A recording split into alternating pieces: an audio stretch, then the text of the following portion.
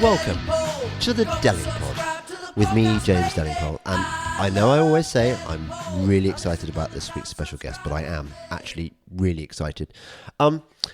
Douglas Murray, it's you. You're here.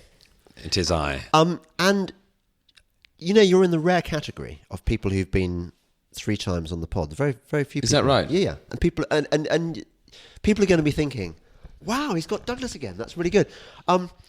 And you said before we started recording this, you were slightly worried because we're friends and it might lull you into a false sense of security. Exactly. But isn't that part of the problem for people like us?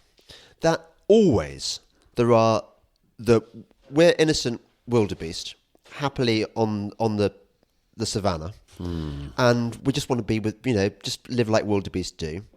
And there are crocodiles and lions and all that, and they want to take us out one by one. Yes, there's certainly some of that. I do think that the reason I mention that, thank you for breaking our pre-recording confidence. But sorry. The one of the reasons that I mention that is because actually we are all struggling with what I describe in my last book as the problem of public and private language eroding. Yeah. And almost all of the, let's say, the sort of cancellation problems of our time come to some extent from this fact that there are, for instance, mediums where it's sort of social media, for instance, people use basically private in-group language, but it's discovered by an out-group that then can destroy them because of it. And I simply think that is the liminal moment of most threat. I should stress, by the way, I mean, there's absolutely nothing that I say in private that I don't say in public, but inevitably in private you're less cautious to some degree because you're not speaking to the world, you're speaking to friends. Unless you have literally no filter, like me. But yes, I mean, you're a rare beast in nature. You're one there's like albino zebras that forgot to have some stripes. But I worry that makes me unfit. That my survival chances are not going to be that great. Or maybe it's a strategy. Like it's a super thing. Like it's a bit like when you're walking through Central Park at 3 a.m. and you start gibbering like a madman in order not to get mugged. Is that how you do it? Well, I do sometimes wonder whether I've noticed, for example, we're going to come on to this in a moment. Why is it that Toby Young, I love Toby, but he's a complete cuck. Why is it that he gets so much more shit on Twitter than me? Toby is always treading on eggshells, trying to not appear too extreme. His conservative politics are really quite mainstream, and I'm much more out there than he is. Yes, I noticed that. And yet Toby gets so much hate. Where every other day I look at Twitter and I see Toby is trending on Twitter, and the hate he gets is extraordinary, almost jealous making actually. I don't pay any attention to Twitter, so no. I don't know how to verify what you just said. But okay, you don't need just trust me. You don't need to verify. Yeah, okay. But what I'm asking is, or suggesting even, is maybe if you are unapologetic and you don't try and say, maybe I could have phrased myself a bit better. Maybe that is a better strategy than trying to appease the enemy. Well, no, I think if what you say is true, and I'll assume it is, then there's a reason for it, which is that Toby is seen to be wanting some of the baubles. Yes. And you are not. No. I mean, if you are, you're playing a really long and strange game. That I tell you now is highly unlikely to work. But Toby, however, has allowed himself, for instance, in the past to be put forward for an entirely unimportant government appointment position as one member of a 15-member Quango that, if it advised something, all as one could then appear on a ministerial desk for that minister to forget about. So it wasn't a very important job he was up for, but it was a government-approved job. And the left in Britain thinks that such jobs are only for them and their family and ex-wives and so on. And they don't think that somebody who's ever been remotely conservative should get such a job. But when Toby did try to, that was when he was vulnerable, because that was when they had something to get him on. Yeah. They can't, for instance, get him sacked from his column at The Spectator because he hasn't said the right thing in their eyes, because that doesn't matter. That's his editor's decision. But they can try to stop positions in public life coming your way. So the minute you show you want that, then you get killed. Well, you bring me neatly onto your recent column on the subject of why the Conservatives, if they have any backbone at all, should start giving positions out to actual Conservatives rather than this bizarre suicidal. And it happened in the Cameron administration, it happened in the Theresa May administration, that whenever a sort of quango job was available, it always went to somebody on the left. Yes, the Taxpayers Alliance recently did a study of public appointments in the last 10 years. I quoted in the piece in the Sunday Telegraph, showing that of people who self-declared their significant political affiliations. I mean, this isn't just how you vote, but if you've actually been, significantly involved in party politics. All but 2 years of the last 10, every year, there were more people who were affiliated with the Labour Party getting public appointments than members of the Conservative tribe.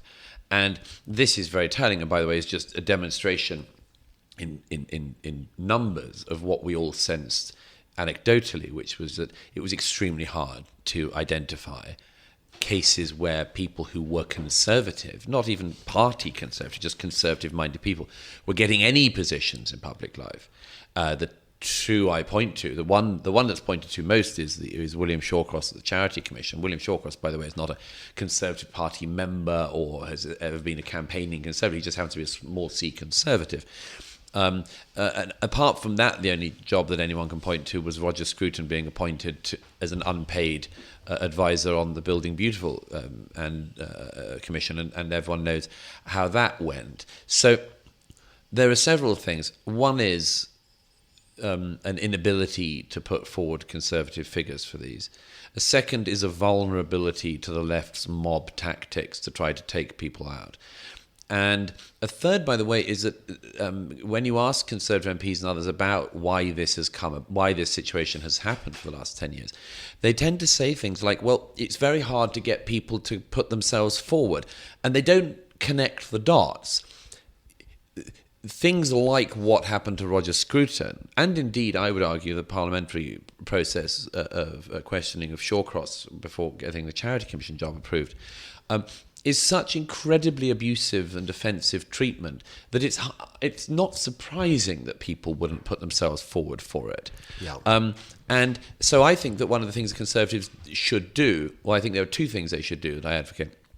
The first is to make the whole process more appealing for people to put themselves forward for, so that you don't just think, okay, I'll agree to be put forward for that. I'll declare all of my personal earnings and all sorts of other very invasive stuff, and then get mauled by the left and called a racist and an Islamophobe and a homophobe and a sexist and a transphobe and every other sin of the era. But actually, no, you're going to be supported by the government who would like your expertise. But that brings me on to the second thing, which is where I mentioned Toby Young in the piece, which is that really what the Conservative Party needs to do, and I think it's got a window of no more than another 2 to 5 months to do this in, is to make appointments that demoralize their opponents. So Toby Young, having not been able to get this totally unimportant membership of a 15-member advisory quango, yes, ought to be put in charge of a major educational institution. Yeah. The far left will rail and rage at this, as they did before. And the Conservatives ought to be aware that they can turn around and say, well, it doesn't matter, because if you don't like it, you ought to have won a majority of 80 seats in Parliament at the last election. I have a whole list in my head of the sorts of figures who will create this sort of upset on the left, and I'm encouraging the Conservative government to appoint each and every one of them. Totally. I want Andrew Roberts to be made head of a Cambridge college. You look at the extraordinary absence of talent that has been promoted to the Trinity College, Cambridge. I mean, the grandest Cambridge who have college. they got now? They've got the woman who used to What's her name? Ivo, can you Google it? She's really awful. Really, really low grade. You compare and contrast the distinguished heads of Trinity before, the masters, and who it is now. It's NHS Quango. What was it? Right. We'll come back to Well, her the anyway. Oxbridge colleges, that's because there are headhunters. Sally Davis, nanny state. Right. Embodied. So the reason that happens with Oxbridge colleges is several things. One is, unfortunately, the intrusion of people from the media like Alan Rusbridger into these jobs. He's so awful. I mean, they just editing The Guardian is an interesting thing to do, I'm sure, but it shouldn't necessarily qualify you to head an Oxford college. And the problem is that once you get that, the worst example is Will Hutton. Most people won't remember him, but he wrote one book about 30 years ago that was regarded as being quite interesting. No, never heard of him. And a sort of left-wing observer, very bland columnist and very bland thinker, but of the left. And he's got a college as well. In actual fact, the recent thing, sorry, this is probably more detailed than any of your listeners are interested in, but the reason why Oxbridge colleges keep going to really underwhelming people at the moment is because there are headhunting firms. There's one in particular that is hired by the colleges to look for people, and they have a list of candidates who are suitably diverse, so that the colleges can pick a diverse candidate.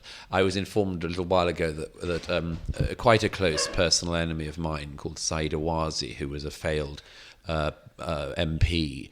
She tried to be an MP and didn't get it in about 2005, and because she was such a failure and happened to be female and Muslim, David Cameron immediately put her in the House of Lords, and she then failed at what she did then, and more than failed, and then turned on the people who promoted her. Anyhow, she's on the list of people to be head of some Oxford or Cambridge college. She's like Baroness Scotland. Yes, because, of course, one of the hilarious, fascinating things about our era is that all the people who shout most about their oppression most publicly are the luckiest people of our day. Douglas, I am so bloody oppressed. I am, and I've got a really nasty cold at the moment. I know you bored me about that earlier. I think I would be a bloody good dean of Christchurch. To be dean, don't you have to be a clergyman? Yeah, but the problem is that I would only want to be head of Christchurch, and I think to be, I agree. You'd have to get into holy orders. Yeah, but you don't have to believe in God, of course. I could be like a hunting parson. That would be my dream. A hunting parson with a private income, and with just preaching sound things and rescuing the church from the pinkos. That would be good. Yeah. Yeah, so, okay, Andrew Roberts obviously gets... Because, no, I do feel very strongly about this, and it's one of those things that people almost don't dare say, because it sort of reveals their class snobberies or whatever. But I do think it's really, really sad that increasingly people like us are just not getting places at Oxford and Cambridge because they want diversity. They want...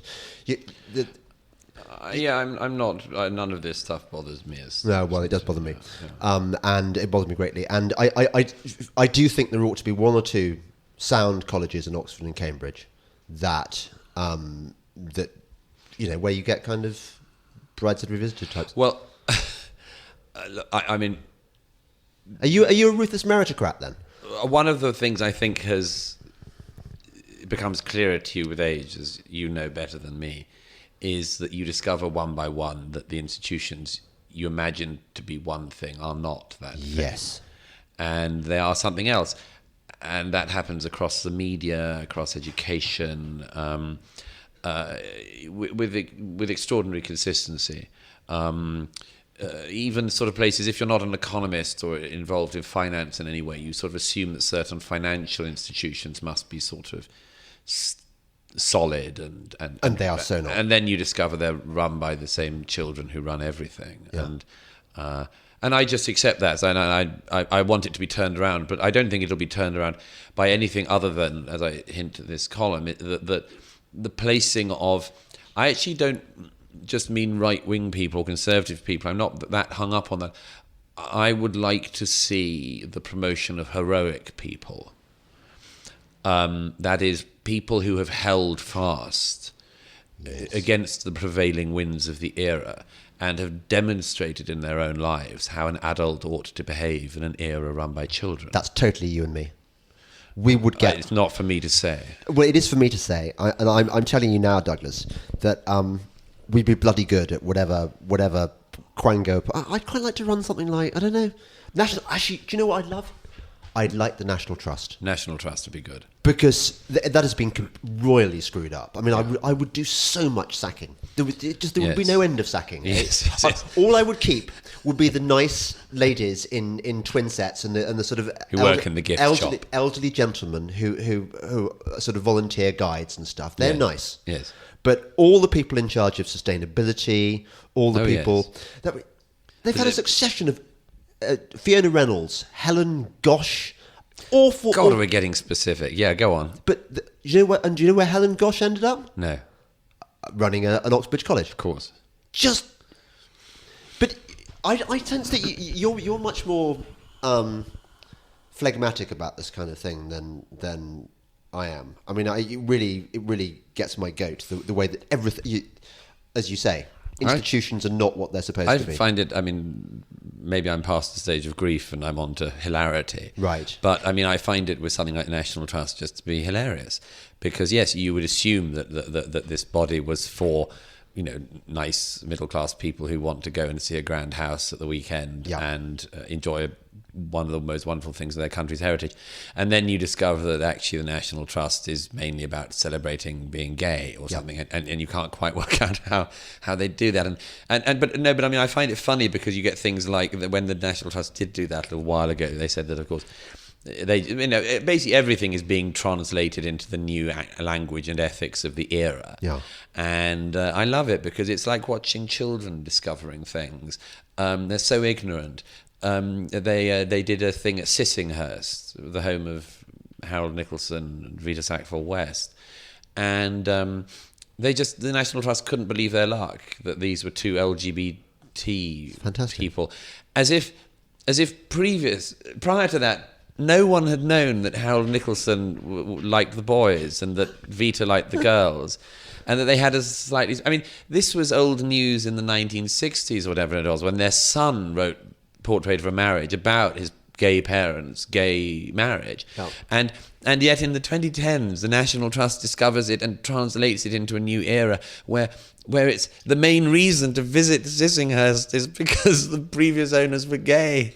It's such a beautiful display of ignorance. Recently acquired ignorance. Yeah. And these places used to be run by people who knew so much. This is another of my bugbears, the decline of scholarship in these institutions. Well, that's everywhere. Yeah. There's a reason for that. Is there? If I can elaborate. Yeah, I'd love to hear that, yeah. There's a reason for that, and I noticed it sometimes. It's to do with universities. Neil Ferguson made this point a little while ago when he said that throughout his career as a historian, he had always noticed that somebody very big, like, say, Richard Pipes, one of the great historians in America of Russia, somebody like that would retire or die, and they would never be replaced by somebody else who was like the next greatest person on Russia. They'd be replaced by somebody whose work was, you know, women in 1990s Russia and their crossover with class issues or something like. That sounds enticing. And it was never something which had the sweep of the previous person in the role. And this backs up my view on this, which is that you can see it in PhDs. People don't specialize in very major canonical figures and work, or if they do it on such an obscure part of it because it's assumed that everything else has been done. And the problem with this is it means that because you're doing things so far to the margins, nobody focuses on the core. And so you get this situation where the philosophy departments literally don't have anyone to teach the core philosophers. And the literature departments don't have anyone who specializes in the great authors. And so the knowledge all diffuses to the margins. and it leaves it like a tree after a strangling fig has eaten around it, where the centre is hollow. Yes, I like that analogy. Yes, I'm going to mention something that we talked about last night, actually, because I think that's quite germane. That you and I were both very, very lucky to have been taught by tutors who didn't expect us to have read the critics.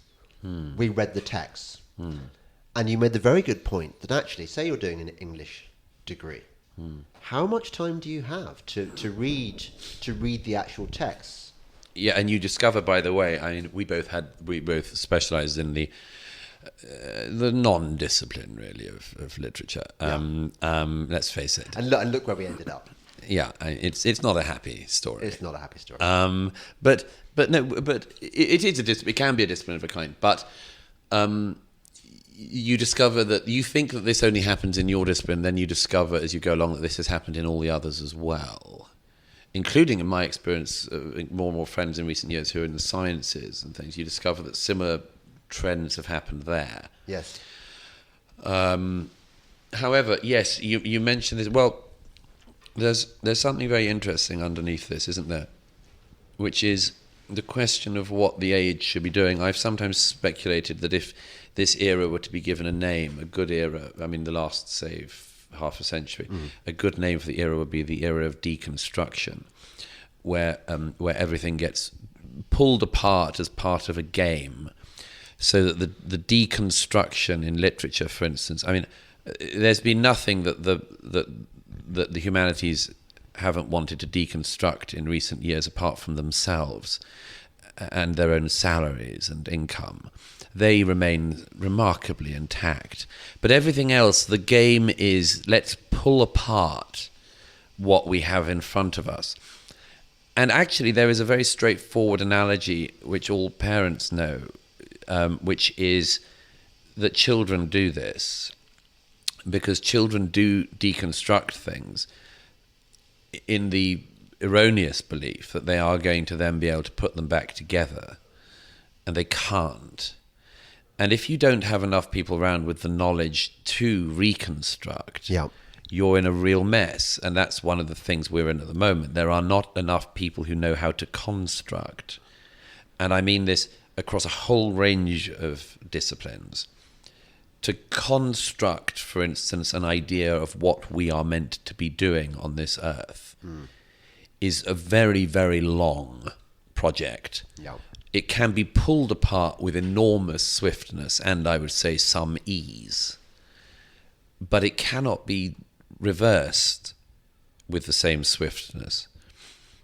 And I think all of these things, it's the same thing with the great houses we were talking about, the National Trust. You know, the same thing. You can pull these things down with extraordinary ease, as was shown in the interwar and post-war period in particular.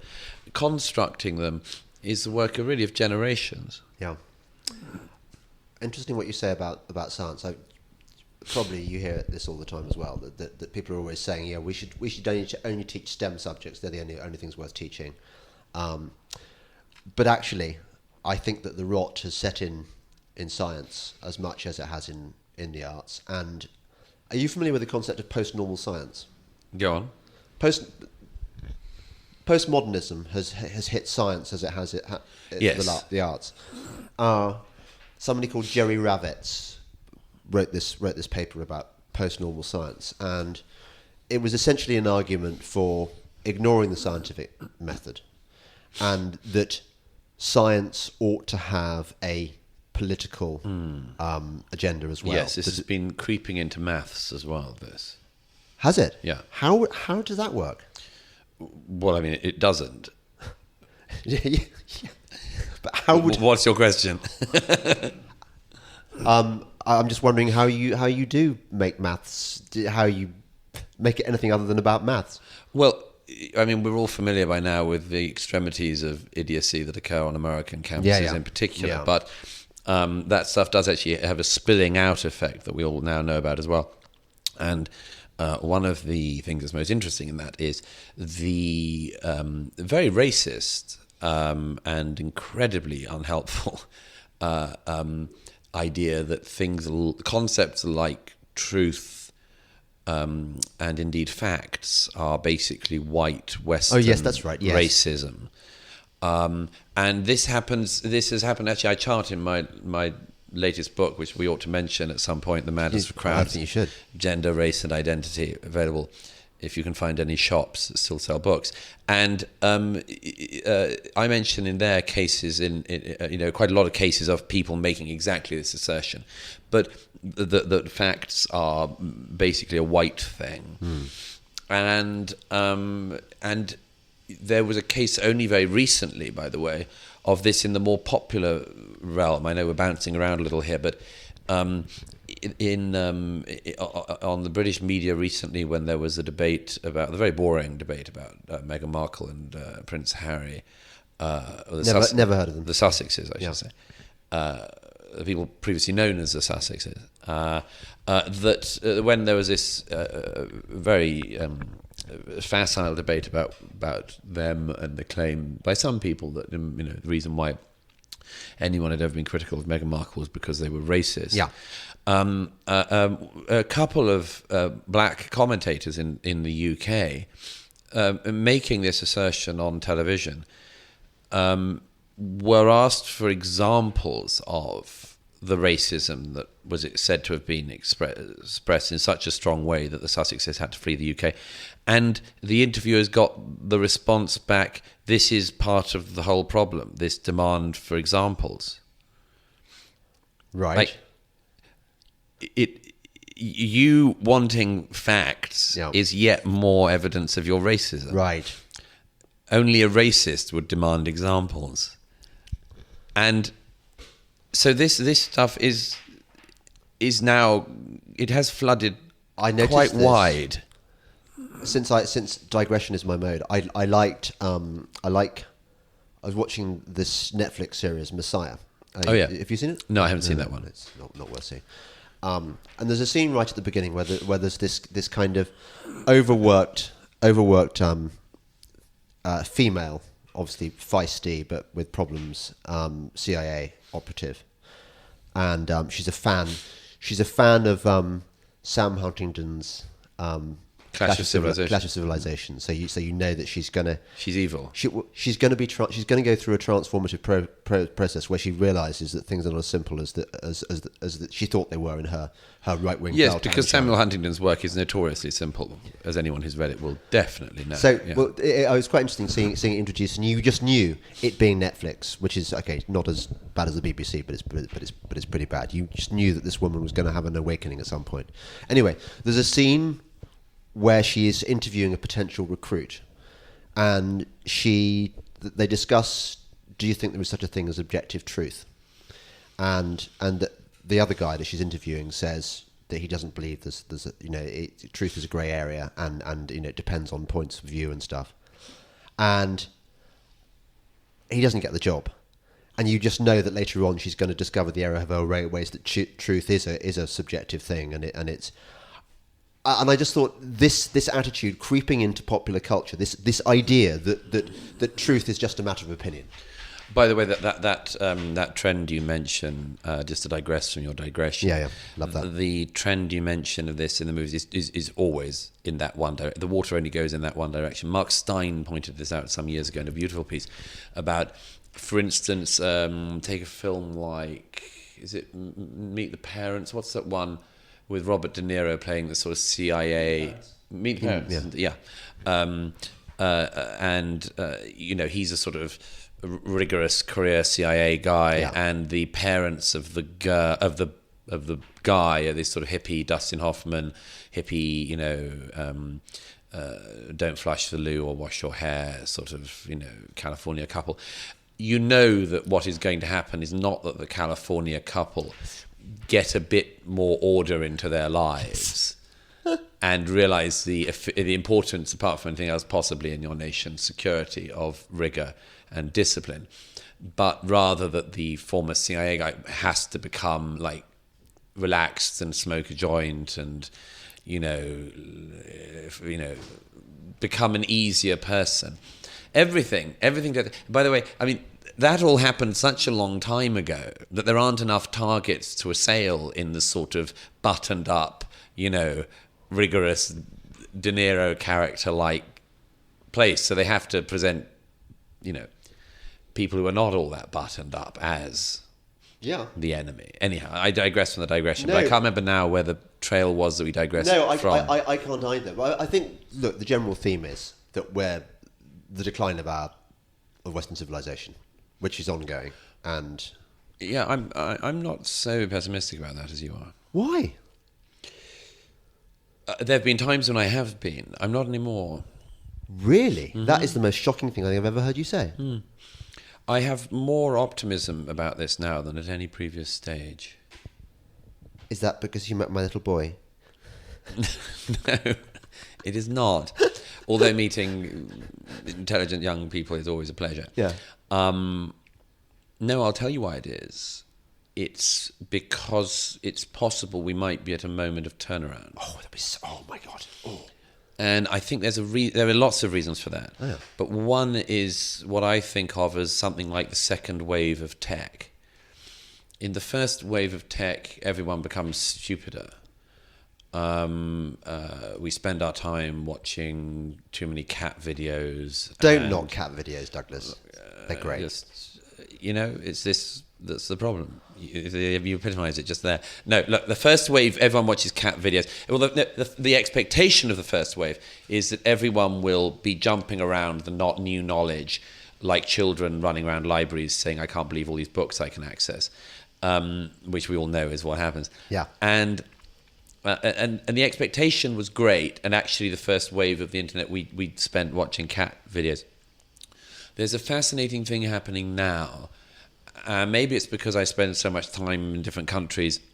I notice the same pattern everywhere. And this is a positive pattern. The positive pattern is wherever in the world you are now, if you're young and you have access to the internet, and particularly to things like YouTube and podcasts, maybe not this one, but you can educate yourself to a degree that your forebears could not collectively have managed. The appetite for long form discussion is a wonderful development at the time that the mainstream media continues to think that discussion is a 3-minute ding-dong between two illiterate people, both of whom are being misrepresented and misrepresenting each other. Yeah. the fact that long-form discussion has swept through, the fact that, in my experience, the sort of student-aged and thereabouts people who I find, you know, who come to events I do and in audiences and things, they're so well informed now.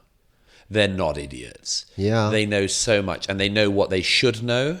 They know what they'd like to know, and it's all on a good track. And this doesn't mean everyone is.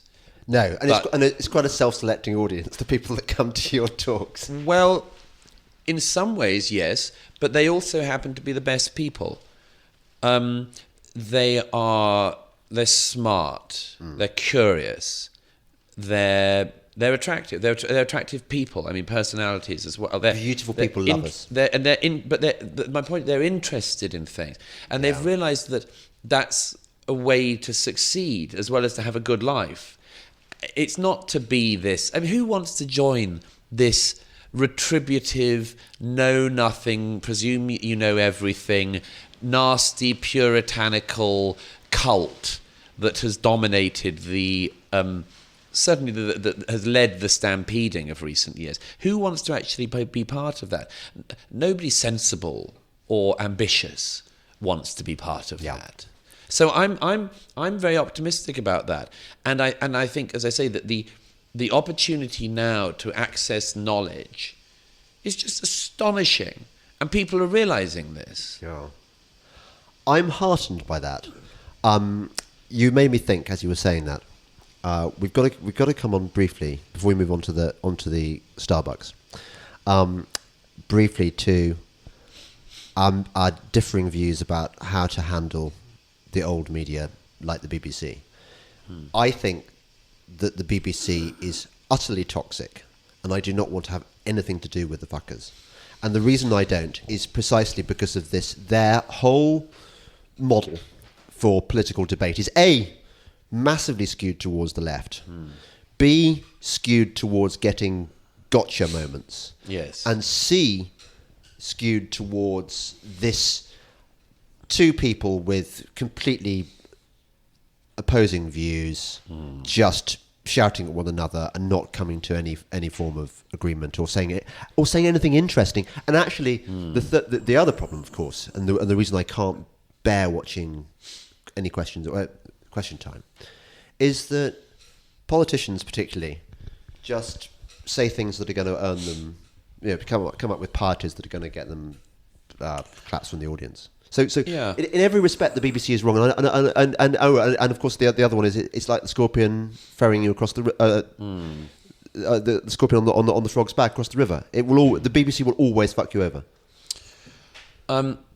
I don't think this is a BBC problem only. I think that there's something very deep we're still struggling with about what the nature of communication is meant to be in this era. Let me steel man what I think is going on. Because for a while I've had this curious feeling when I've been on the BBC and other sort of, as you say, legacy media platforms. I'm treated in a very odd way. And I've, for a while, I think this is the first time I've said this publicly, for a while I've tried to work out quite what it is that's going on, because I just feel that it's rather like having a conversation with somebody who thinks you're someone else. Like that character in Evelyn Waugh's Vile Bodies, the potential stepfather who thinks that the future son-in-law is the vacuum seller.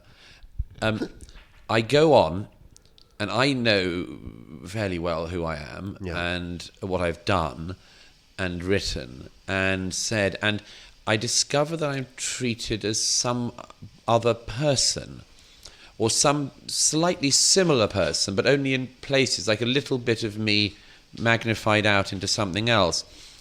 And I realised recently what it is that's going on. And can I tell you what I think it is? Yeah. I think it's a development of recent years, which is it's massively exacerbated by the Trump vote in 2016 and the Brexit vote in 2016. There is a presumption that what has happened is, for instance, that racism, misogyny, homophobia, transphobia have been made legitimate and mainstream, and that the Brexit and Trump votes demonstrate this. And that we must not allow, we, the sort of guardians of opinion, must not allow these retrograde forces to spill out any further. And we must cordon them and hold them back wherever they are. And I, in particular, I think, perhaps am seen as a part of this trend. Now, as it happens, I'm not a supporter of Donald Trump, and I can make as many criticisms as anyone else of him, and I can say what I think he's done well. But as it happens, I don't write or speak about Donald Trump because the rest of the world has an opinion. Sure. And I don't speak or write much about Brexit. But I notice that in some line of causality, I'm on it. So that, for instance, in a recent discussion on the BBC, there was a half-hour interview with me and then a half-hour discussion about me and my latest work, The Madness of Crowds, Gender, Race and Identity. Available from all good bookshops, if there are any left. Yeah. Yeah. And the first question I was asked by the interviewer, apart from being incredibly rambling,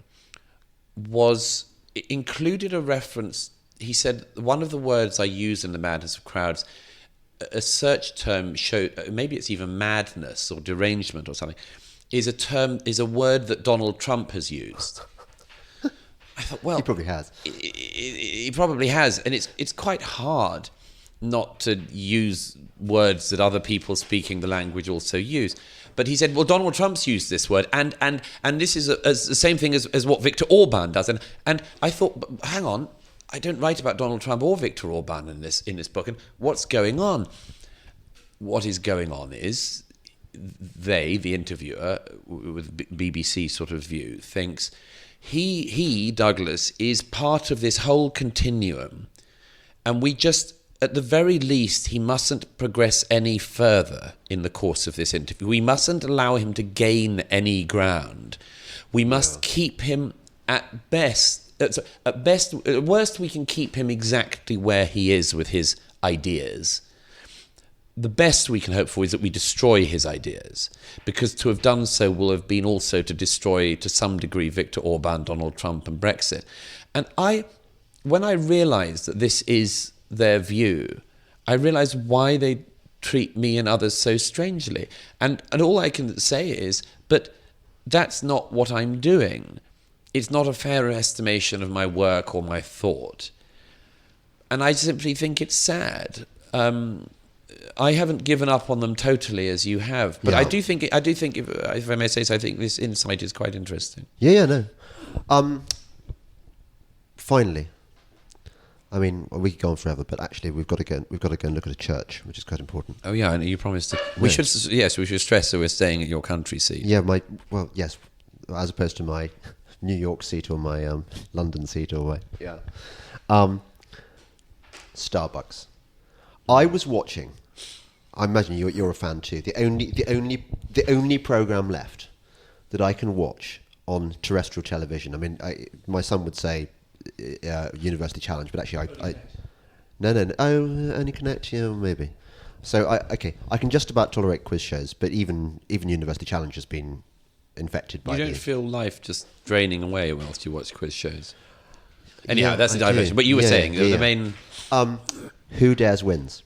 Have you ever seen it? No, of course you haven't. Because you've got your brain to fill with classical music and knowledge, and so it's a program where about 25 ordinary members of the public who happen to be super fit get put through SAS training, and they get whittled down, and it's very tough, to the point where in the second episode a woman got hit in the face by an undercover SAS chap. It's called milling. It's called milling, where they were encouraged to sort of test each other's courage in the arena. And anyway, roughy tufty, old school, unapologetic, transgressive even.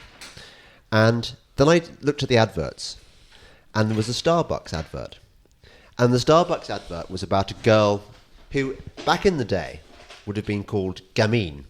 And she would have either decided that she was a lesbian, or she would have been picked up by people like me, who in my youth I was very attracted to gamine girls, probably because I'm a closeted homosexual, and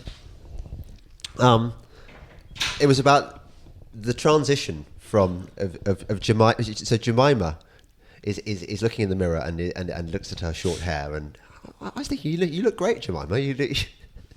Jemima goes into Starbucks, and when she's asked what her name is, and the next cut to shot of Jemima's cup, and it says James.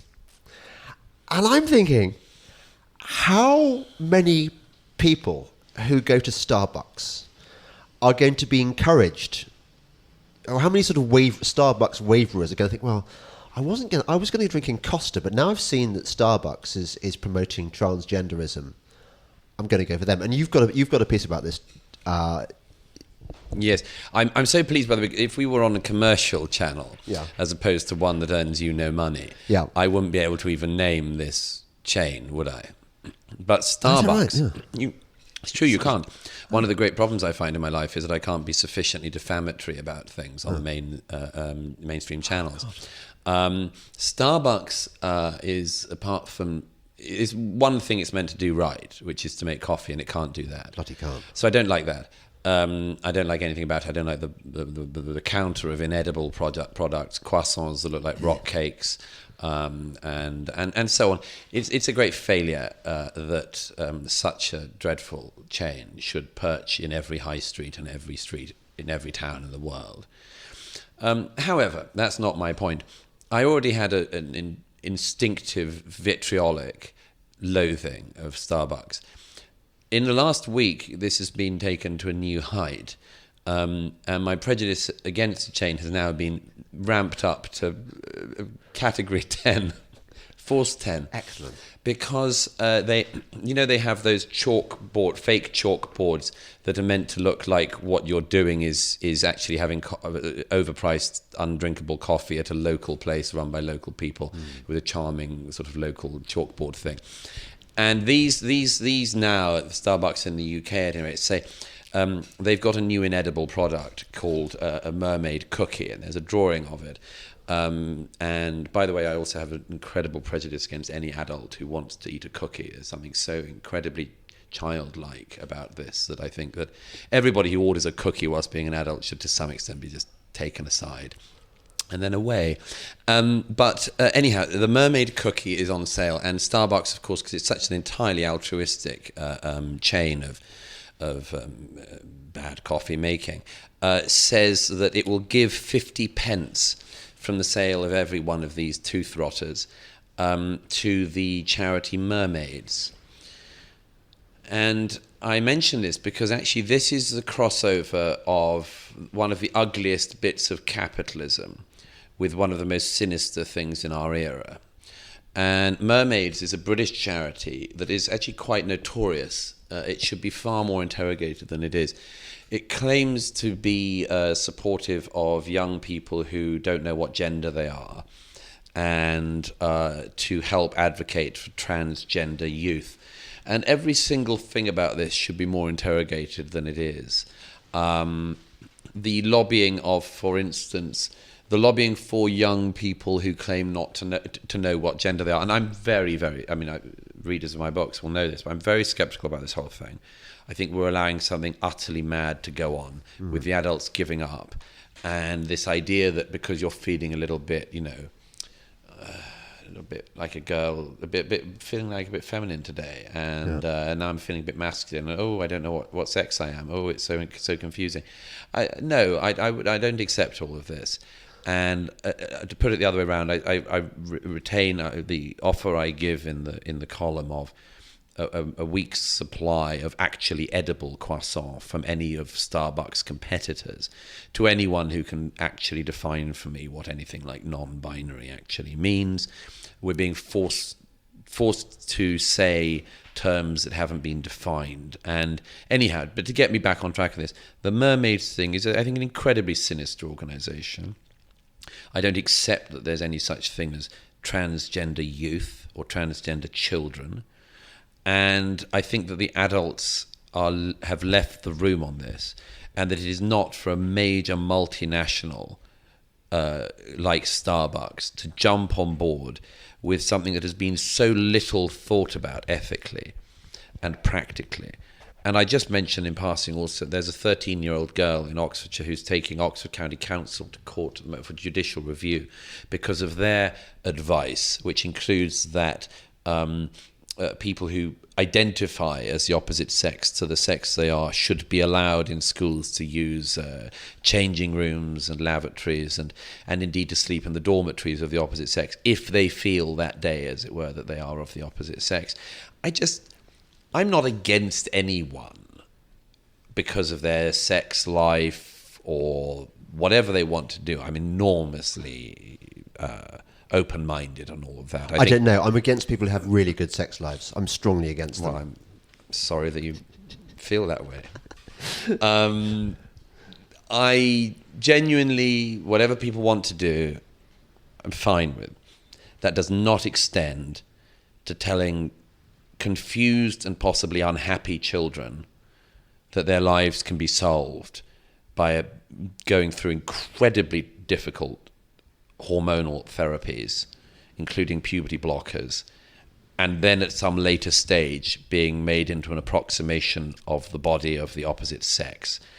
No. It stops right there. And it should stop at the stage that a sinister multinational, as we now have to think of Starbucks, should be promoting sinister groups in this way. And if the adults are all leaving the room, as they seem to have done, I'm delighted that one 13-year-old schoolgirl in Oxfordshire isn't. Yeah. Do you have any theories on how this can even happen? That how is it that a company whose core business, you might think, be to selling coffee, suddenly gets hijacked by an agenda which has got nothing to do whatsoever with coffee. I know why that's happening. Okay, tell me. It's the same reason it's happening with banks and with a lot of other large corporations. Here it is. Okay. Starbucks is what most people would think of as being one of the most evil faces of capitalism. I'm a capitalist, but I think there are parts of capitalism that I dislike very much. Like, I think most capitalists. There are unacceptable faces of capitalism at all eras. One is groups, and I suppose we ought to be careful of this one for defamation, but an awful lot of very large multinationals, among other things, for instance, skip taxes, don't pay their taxes in the countries that they earn money in, have incredibly circuitous arrangements for it. The public don't like this. Right and left, we don't like this. Yeah. The left in particular has made clear how much they dislike it. So what these companies are doing, these multinationals are doing in particular, is to do very loud, ostentatious appeals to show that they are on board with the zeitgeist. A good example is, I may have said this to you before, Barclays Bank. After 2008 and the banking crisis, it's very striking. There's a lot of things the banking sector and the financial sector ought to have done. There was a lot of blame that they should have got and escaped from. The cheapest way you can get out of that is to suck up the woke agenda and do it very visibly. So that Barclays Bank goes for LGBT Pride Month in a huge way. And Starbucks demonstrates that it wants to transition children into the opposite sex with their cookies. And this means that the evil Starbucks thing goes down quite a significant amount at the cheapest possible outlay by Starbucks. And Barclays and all the other banks that ought to have taken far more criticism for what happened in 2008 get to dodge that by the ostentatious appeal to the woke agenda. Have you come across... It's the cheapest way. Have you come across Paul Polman, who's the CEO of Unilever? Go on. Ivor, can you just check Unilever's share price? What is Jamie? No. So Jamie, sorry. Jemima, can you go and check Unilever's share price? Paul Polman is one of those corporate CEOs who spends his whole time virtue signalling on about climate change, about sustainability, about transgenderism. Well, I don't know whether he's done transgenderism, but it's the kind of thing he would talk about.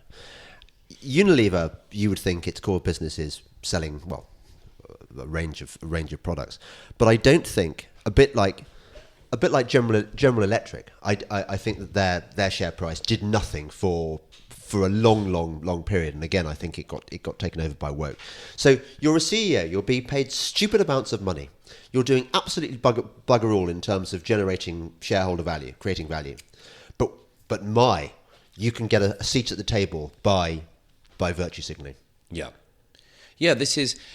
This just has to be called out more. We have to recognize, we as consumers of this stuff, we have to recognize that we're being played. And that's why I should stress I'm especially vitriolic about Starbucks. I want them to realize that there will be a cost to this stuff. It's not just that there's nothing to lose and actually we'll gain a bit by our horrible, inedible products, including this mermaid cookie for adults. We might actually suffer. People might point out how inedible our products are and how disgusting our coffee is and how really anyone should buy coffee anywhere other than Starbucks. They ought to know that the share price can go down as well as up. They ought to know that there's a cost, potentially. I can't do it myself, but if enough people do it, there will be a cost to playing these games. There's not just an advantage. There could be a cost to it. And I've often wondered throughout my adult life Why are there so few people willing to stand up and defend truths and principles and facts and hard facts? And one of the few breakthroughs I've made on this is the realization that most people are not interested in truth. Most people are not interested in any of that. What they are interested in is a cost-benefit risk analysis. And if it goes one way and it's wrong but makes them more money, they'll do it. And if it goes the other way and it's right but it doesn't increase the share price, they won't. So, subtly or otherwise, more people have to make sure that the cost-benefit analysis goes the other way. And making the horrible tooth-rotting mermaid coffee to transition young children in the UK is not just an encouragement of child abuse by this coffee chain, but something that could cost it. Yeah. I won't be buying any coffee from there. Frankly, I never really did, other than a couple of times to discover how disgusting and inedible their products are. But if more people just decided that we could ensure that there are different, then we might get to a stage where at the very least we could get to the point where our banks have no particular views on gay sex. Our coffee doesn't have to involve the medical transition of children. And we can just get on with what we should be doing with our lives. Finally, I can present to you. Did I give you the special friend badge last time or not? I don't want one. You don't want a special friend badge? No. That's awful, Douglas. Somebody else can have it. Okay. You could have two. Why don't you want a special friend badge? Hate badges. Actually, I kind of admire your your fucking rudeness. Oh God. I'm ill. You're not meant to say things. Yeah, Wuhan was bloody great. Okay, somebody else. In that case, somebody else can have it. Somebody else. I'm going to auction Douglas's special friend badge. You have to contact me via the website delingpoleworld.com. I gift it. You gift it. Okay. Well, yeah, but I've got to raise money for the podcast. No, don't auction it for mermaids. No, in that case, give it to me now. All right. You're listening to the Delingpod with me, James Delingpole, and my very special, slightly rude and ruining the end of the podcast guest, Douglas Murray. Thank you. It's been a pleasure. Bye-bye.